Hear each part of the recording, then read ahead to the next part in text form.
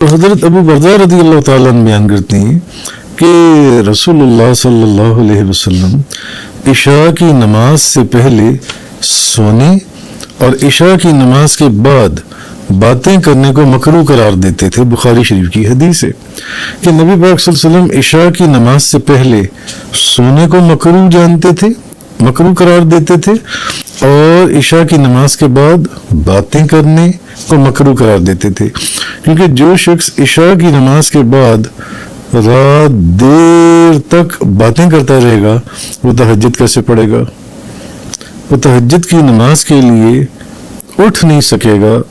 ज़्यादा ख्याल ये है कि उसका तहज्जुद के लिए उठना मुश्किल हो जाएगा। और बाज़ औक़ात ये भी हो सकता है कि सुबह की नमाज के वक्त भी इसकी फजर की नमाज के वक्त ही आँख, तहज्जुद तो चलो नफल है, वो फजर की फ़र्ज नमाज के लिए इसकी आँख ना खोले क्योंकि रात देर तक वो बातें करता रहे।